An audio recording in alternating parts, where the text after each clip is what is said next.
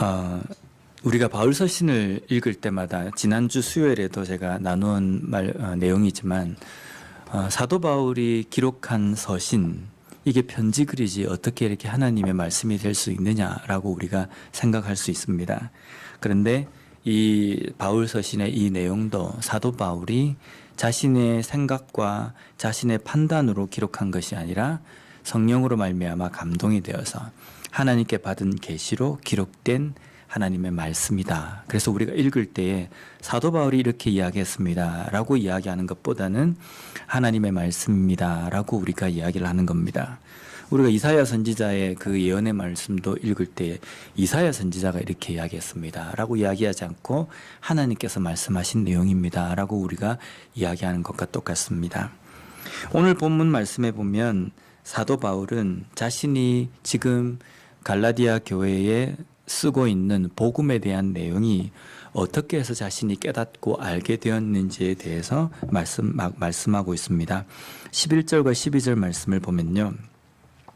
형제들아, 내가 너희에게 알게 하노니 내가 전한 복음은 사람의 뜻을 따라 된 것이 아니니라. 이는 내가 사람에게서 받은 것도 아니요 배운 것도 아니요 오직 예수 그리스도의 계시로 말미암은 것이라. 여기 보면 지금 갈라디아 교회 성도들에게 전하고 있는 이 말씀이 하나님 예수 그리스도의 계시로 말미암은 것이다 라고 이렇게 말하고 있습니다.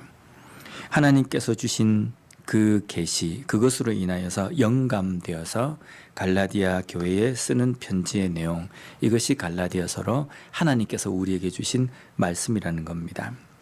성령의 영감이 되다. 우리가 이 부분에 대해서 그냥 신비적으로 뭔가 성령이 영감이 되면 영이 임해서, 우리가 흔히 TV나 이런 걸 보면 뭐 접신이 된 거나 아니면 혼이 영이 씌인 것처럼 눈이 뒤로 뒤집어지고 이런 거 우리가 상상하지만 성령은 인격적이신 분이시거든요. 그렇기 때문에 성령께서 우리를 사로잡는다고 한다면 우리가 뭔가 사람이 이상해지는 것이 아니라 지극히 정상적으로 된다는 겁니다. 제가 사역을 시작하고 지금까지 오면서 제가 오늘도 새벽에 페이스북에다가 자그마한 글을 하나 올렸습니다. 지금까지 사역하면서 또 미국에 건너와서 이민교회 사역을 하면서 느꼈던 것 몇 줄을 이렇게 적었는데, 거기에 적으면서 제가 제 마음속에 드는 생각은 이거였습니다. 처음에 전도사로 사역을 할 때에는 못 모르고 했어요. 뭐 말씀 읽는 게 좋기도 하고 또 어릴 때부터 항상 말씀을 읽어왔기 때문에 뭐 설교쯤이야. 제가 그때 한번 이야기 말씀드렸지 않습니까? 전도사 때부터 지금까지 설교하는 것이 가장 쉬웠다. 참 교만한 말이거든요. 그래서 담임 목사님들이 바빠가지고 윤 목사 설교 대신 좀 해줄 수 있느냐라고 하면 1시간 전에 부탁을 해도 다 이렇게 만들어내고, 그래서 제 마음속에는요, 나는 설교는 무조건 자신 있다라고 생각했는데, 지금 세상에서 가장 어려운 것이 무엇이냐라고 묻는다고 한다면 설교하는 것 같아요. 왜냐하면 이게 옛날처럼 처음 사역했을 때 철모르고 했을 때처럼 그냥 막무가내로 그냥 만드는 게 아니라 진짜 깊이 묵상하고 또 연구하고 책도 들춰내고 내가 생각하고 묵상한 것이 정말 맞는 것인지 또 검토도 하기도 하고 그렇게 해야 되는데, 근데 어떤 때에는 설교 준비를 하다 보면요, 본문 자체도 떠오르지 않을 때도 있습니다. 도대체 어느 본문을 해야 될까? 뭐 큐티를 하고 또 묵상을 한 내용들을 가지고 이렇게 해봐도 마음에 와닿지가 않을 때가 있거든요. 그러면요, 그냥 소위 그냥 우리가 속된 말로 표현하면 미치고 팔딱 뛸 것 같은, 그러니까 가슴을 뜯고 싶은 생각, 그런 생각이 막 들 때가 있어요. 그래서 누구한테 말도 못하지 않습니까? 그래 뒹굴뒹굴 하다가 어느 때 갑자기 말씀을 읽는데 팍 하고 마음에 꽂히면요, 원래 본문을 선택을 하고 나면 설교는 70%는 완성됐다라고 이야기하거든요. 마음에 탁 와닿는 말씀이 딱 오면 그때만큼 기쁜 때가 없습니다. 야, 그때는요, 막혔던 뭐가 뻥 하고 뚫린 것 같거든요. 근데 그래가지고 설교를 준비를 해서 만들어 놓으면 그것이 또 끝나는 건 아닙니다. 일주일 동안 그 설교 내용을 가지고 계속 묵상하고 또 묵상하면 뭐 마음속에 머릿속에 뭔가 팍 하고 떠오르는 게 있습니다. 근데 그것은 제 생각이 아니거든요. 어떻게 내가 이런 생각을 했을까? 이게 아니라 하나님께서 성령께서 제 마음 가운데에 그것을 깨닫도록 해주시는 그 순간만큼 기쁜 때가 없다는 겁니다. 우리가 신앙생활하고 하나님의 말씀을 볼 때에 하나님의 말씀 성경이 그냥 단순하게 책이고 글처럼 우리가 보이지 않습니까? 그래서 창세기부터 계시록까지 마음만 먹으면 어떤 사람은 60일 만에, 뭐 어떤 분은 한 2주 만에 하신 분도 있다고 그러는데 일독을 쫙 해내지 않습니까? 근데 그게 문제가 아니라 이 책은 단순하게 그 종이에다가 활자로 인쇄되어진 책이 아니라 살아계신 하나님의 말씀입니다.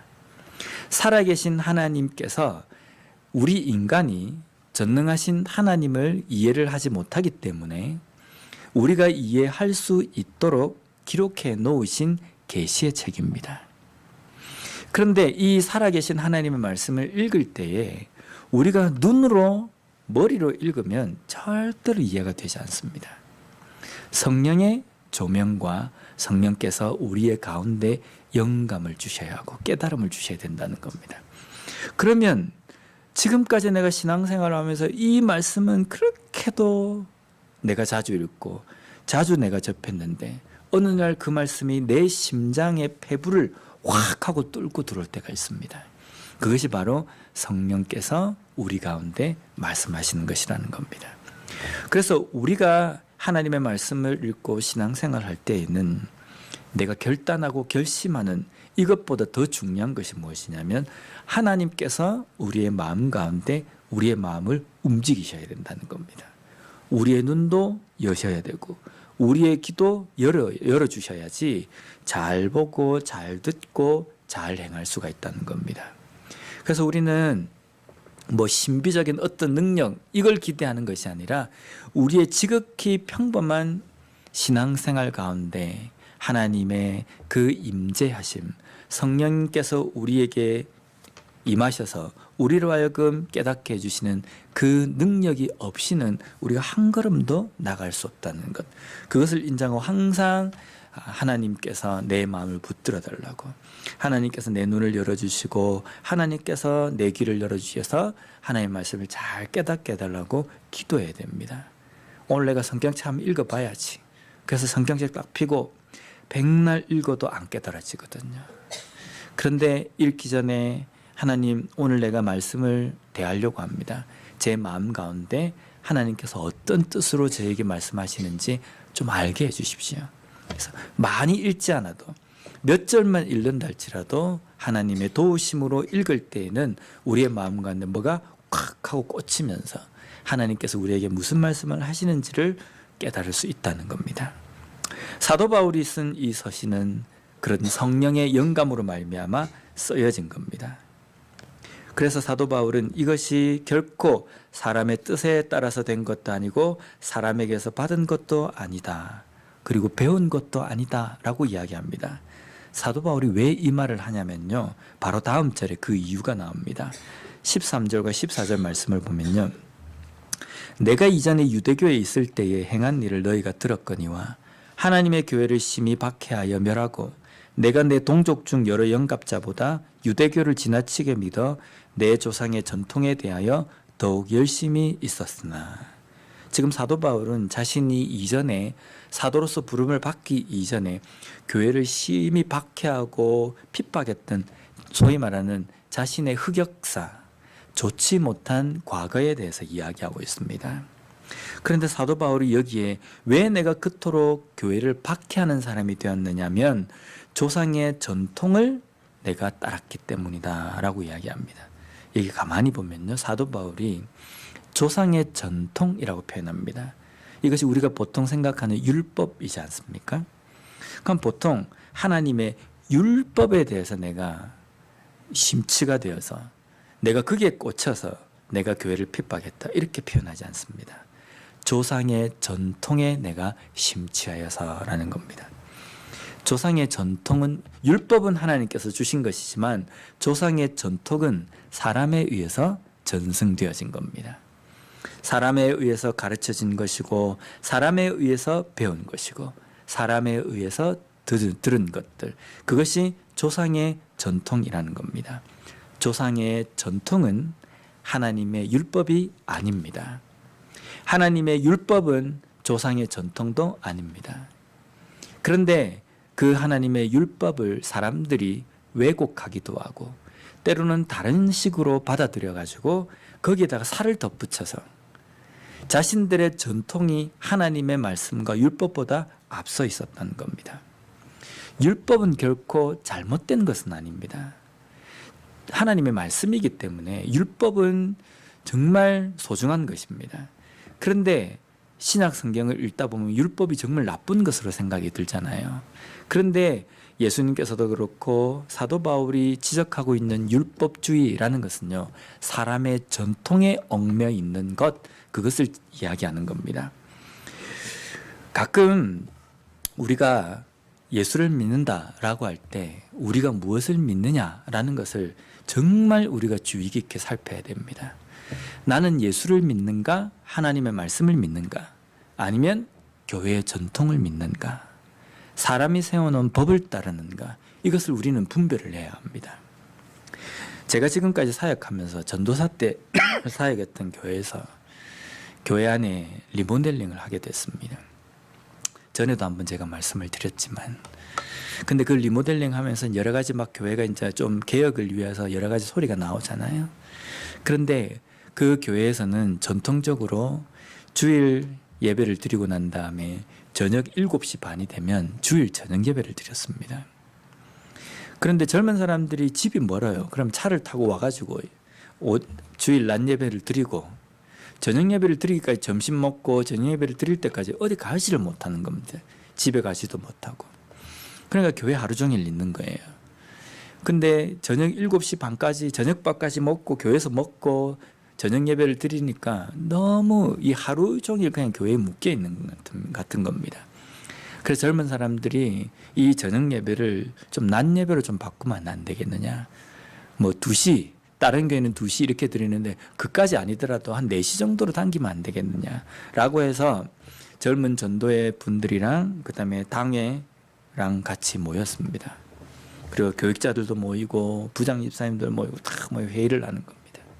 그래서 거의 예배 시간을 옮기는 쪽으로 싹 기울어 가고 있는데 저도 솔직히 찬성이었거든요.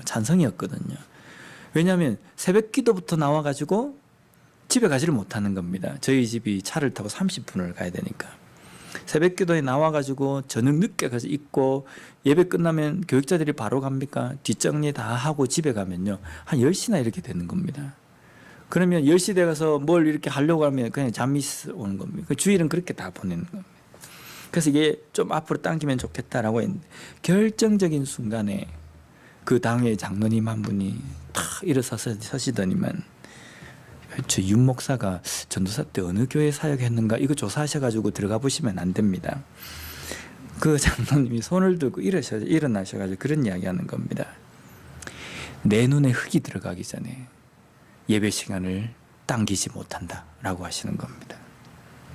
제가 그 말을 듣고 충격을 받았습니다. 예배 시간이 뭐가 중요할까? 예배 시간은 성경에 나오지 않습니다. 주일 낮 예배는 몇 시에 드려야 되고 저녁 예배는 반드시 드려야 되고. 그래서 젊은 사람이 그 장로님이 이야기하시니까 그렇게 이야기하는 겁니다. 아이 장로님, 젊은 저희들이 하루 종일 교회 봉사하고 이제 그 젊은 사람들 요즘 좀 말이 좀 그하지 않습니까? 장로님들은 예배 드리고 난 다음에 당회실에 앉아가지고 커피 마시고 이야기하고 이러니까 별 그거 없지만 젊은 사람들은 예배 끝나고 부서에 가서 봉사하고 전도에 모이고 뭐 구역 모이고 이러다 보면 파김치가 됩니다. 그러니까 이게 당겨야 됩니다. 그런 겁니다. 그렇게 이야기하니까 안 된다고. 예배 시간 당겨가지고 일찍 예배 드리면 어디 놀러 가려고 그런다고. 그럼 저녁 예배를 왜 드려야 됩니까? 어디 놀러 가지 않게 하기 위해서 저녁에 예배를 드려야 된다는 거예요. 그래서 저녁 예배 딱 끝나고 집에 가면 바로 자도록 해야 된다는 거예요. 교회에 묶어놓기 위해서 저녁 예배를 드려야 된다는 그 결국은 예배 시간이 바뀌지 않았습니다. 지금은 어떻게 되는지 모르겠습니다. 나중에 한번 들어가서 어떻게 되는지 한번 제가 알려드릴게요. 근데 제가 그걸 보면서 그런 생각이 든 겁니다. 과연 우리가 믿는 것이 예수님의 말씀인가? 쫓는 것이 하나님의 말씀인가? 아니면 교회의 전통인가? 사람이 세워놓은 어떤 규칙인가? 우리는 이걸 정말 잘 생각해야 합니다. 때로는 사람이 세워놓은 규칙은 질서를 위해서 필요한 때가 있습니다. 모든 사람이 세워놓은 규칙은 다 없어야 된다. 이건 아닙니다. 이 공동체의 질서를 위해서 세워놓은 것은 필요합니다. 그런데 때로는 그것이 하나님의 말씀과 부딪힐 때에는 그것을 꺾을 줄 알아야 된다는 겁니다. 그런데 이걸 꺾지 못하고 이것을 끝까지 고수하는 것은요, 사람의 전통과 사람의 세워놓은 규칙을 하나님의 말씀보다 앞세운 겁니다. 어떻게 하면 젊은 사람들이 함께 예배를 드릴 수 있을까? 이 생각해 보면 너무 7시 반에 있으니까 낮 예배 드리고 그냥 집에 가는 젊은 사람들도 많은 겁니다. 그러면 그 사람들을 어떻게 같이 예배를 드릴 수 있을까 생각해 보면 앞으로 땡기면 되잖아요. 그죠? 땡기면 함께 더 많이 예배를 드릴 수도 있고 여러 가지 생각을 할 수 있는 겁니다. 그 중심에 뭐가 있어야 되냐면 어떤 것이 하나님의 말씀을 말씀대로 하는 것인가, 어떤 것이 교회의 덕을 세우는 것인가, 이걸 고민을 해야 된다는 겁니다. 사도 바울은 자신이 이야기할 때에 내가 사람의 전통, 그 사람이 세운 규칙에 확 사로잡혀 있을 때는 내가 교회를 핍박하는 자가 되었지만 하나님의 말씀 중심이 되었을 때에는 복음을 위해서 내 목숨까지도 내어놓는 사도가 되었다라는 것을 강조하고 있는 내용이라는 겁니다. 이렇게 핍박하던 사도 바울을 하나님께서는 다메섹 도상에서 부르십니다. 15절 말씀을 보면요.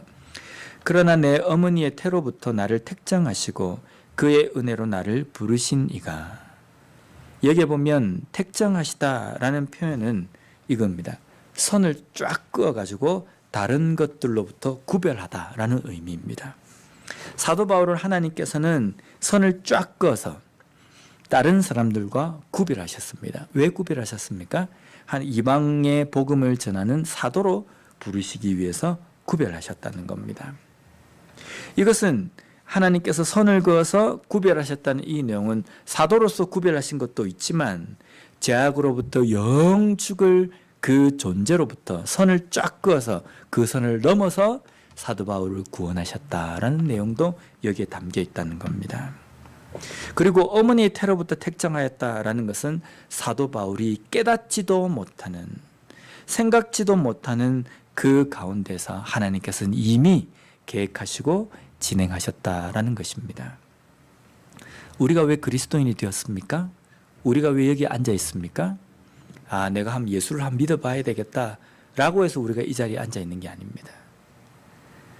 내가 예수를 믿어봐야겠다는 이것보다 그 이전에 우리가 깨닫지도 못하는 그 상황, 그때에 하나님께서는 우리를 구원하시기 위해서 택정하시고 예수 그리스도를 통해서 구원하시기로 작정하시고 그 일을 이루셨기 때문에, 그리고 그 구원의 은혜에 우리를 부르셨기 때문에 우리가 이 자리에 앉아 있다는 겁니다. 그 철저한 계획하심 가운데 바울을 부르신 이유는 16절에 나옵니다. 그의 아들을 이방에 전하기 위하여 그를 내 속에 나타내시기를 기뻐하셨을 때에 내가 곧 혈육과 의논하지 아니하고, 여기 보면 이방에 전하는 그 복음을 전하는 사도로 부르시기 위해서 나를 부르셨을 때에 내가 어떻게 했다고 되어 있습니까? 혈육과 의논하지 않았다. 그 다음 17절에 보면 먼저 사도된 자들도 만나지 않았다. 이게 무슨 뜻입니까? 앞에 무엇과 비슷합니까? 조상들로부터 전해 내려온 것들, 사람에 의해서 좌지우지 되지도 않고 사람과 의논해서 된 것이 아니라 오직 하나님께서 나를 부르신 그 부르심에 응하여서, 그 부르심에 내가 이끌려서 사도가 되어서 사람과 의논한 것도 아니고 먼저 사도된 자들로부터 배운 것도 아닌 오직 하나님께서 나에게 계시로 주신 그 말씀을 가지고 이방의 사도로 내가 부름을 받았다라는 겁니다. 우리가 신앙생활 할 때 정말 우리가 다시 한번 이렇게 깨어서 잊지 말아야 될 내용이 뭐냐면, 과연 나는 하나님의 말씀이 중심이 되어 있는가, 아니면 내 전통이 중심이 되어 있는가. 특히 모태신앙인 저도 그렇습니다. 지금까지 신앙생활을 해오면서 어릴 때부터 교육받았던 것들이 머릿속에 꽉 자리 잡고 있어가지고 이걸 깨가지고 요즘 추세에 뭔가 이렇게 좀 적용하는 것이 그렇게 쉽지만은 않아요.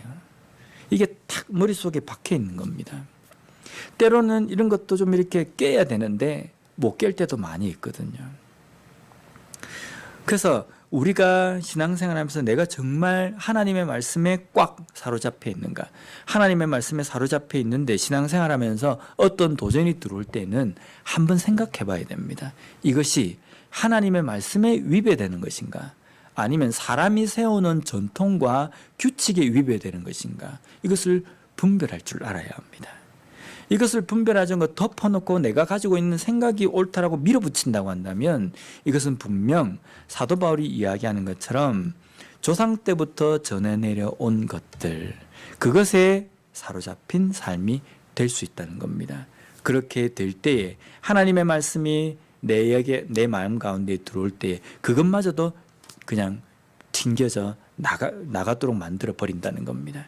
그래서 매 순간순간마다 하나님의 말씀을 가지고 내 주변에 오는 여러 가지 것들을 해석하고 또 그것을 분별할 줄 아는 그러한 삶을 살아감으로 말미암아 오직 하나님의 말씀, 계시의 복음을 온전히 붙잡고 살아가는 우리와 우리 교회가 되었으면 좋겠습니다. 기도하겠습니다.